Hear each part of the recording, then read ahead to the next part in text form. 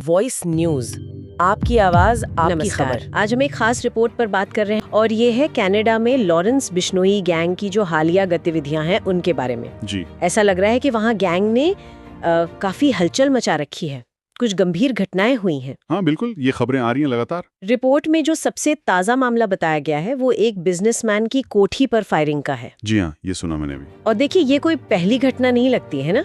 इससे हाँ। पहले भी वो कपिल शर्मा से जुड़ा एक कैफे था। हाँ, वो कैफे वाला मामला भी सामने आया था। बिल्कुल तो ये एक पैटर्न सा दिख रहा है, ये थोड़ी चिंता की बात है। बिल्कुल, और इस पैटर्न को ना हमें एक बड़े संदर्भ में देखना होगा। किस संदर्भ में? वो ये कि कनाडा सरकार ने रिपोर्ट के मुताबिक ही लॉरेंस बिश्नोई गैंग को आतंकी गैंग घोषित कर दिया है। अच्छा, आतंकी गैंग। जी हाँ, और ये कोई छोटा मोटा लेबल नहीं है।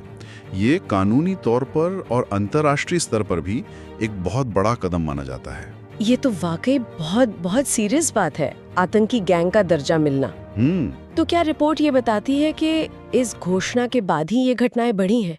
मतलब ऐसा लग रहा है कि ऐलान के बाद गैंग और ज्यादा एक्टिव हो गया।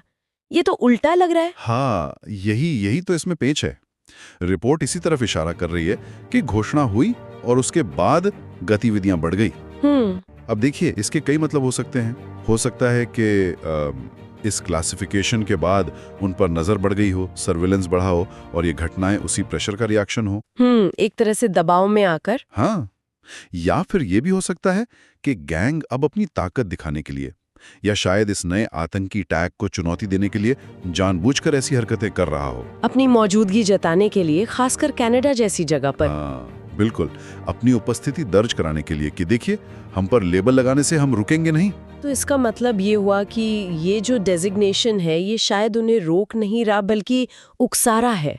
हो सकता है, कम से कम अभी तो ऐसा ही लग रहा है। और इसका सीधा असर फिर वहाँ जो भारतीय समुदाय है, जो बिजनेसमैन है, उनकी सुरक्षा पे पड़ रहा होगा, जैसे ये फायरिंग की घटनाएं बता रही हैं। निश्चित रूप से। देखिए, जब किसी समूह को इस तरह का खतरनाक लेबल मिलता है तो उससे जुड़े हुए या उसके निशाने पर जो समुदाय होता है उसमें असुरक्षा की भावना तो बढ़ेगी। हाँ, वो तो है। तो कनाडा में जो भारतीय व्यवसायी हैं या आम भारतीय लोग हैं, उनकी सुरक्षा को लेकर चिंता बढ़ना तो स्वाभाविक है, लाजमी है। जी, ये सिर्फ लॉ एंड ऑर्डर का मामला नहीं रह जाता फिर? नहीं, बिल्कुल नहीं। ये फिर कम्युनिटी सेफ्टी, विश्वास, इन सब का सवाल बन जाता है। तो अगर हम सारी बात को समेटें, कनाडा में बिश्नोई गैंग की तरफ से हिंसा बढ़ रही है, गोलीबारी जैसी गंभीर वारदातें हो रही हैं। जी। और ये सब ठीक तब हो रहा है जब कनाडा सरकार ने उन्हें टेररिस्ट गैंग, आतंकी समूह घोषित किया है। ये स्थिति तो बड़ी जटिल लग रही है। हाँ, जटिल है।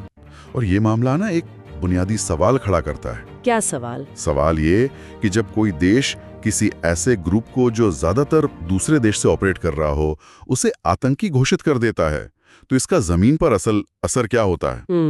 क्या ऐसे कदमों से वाकई वो ग्रुप कमजोर होता है, उनकी गतिविधियां रुकती हैं, या फिर क्या ये उन्हें और ज्यादा खुलकर या शायद और नए तरीकों से अपराध करने पर मजबूर कर देता है? ये सोचने वाली बात है। बिल्कुल, इस पर सोचने की जरूरत है, खासकर जब हम अंतर्राष्ट्रीय अपराध को कंट्रोल करने की स्ट्रेटजी बनाते हैं।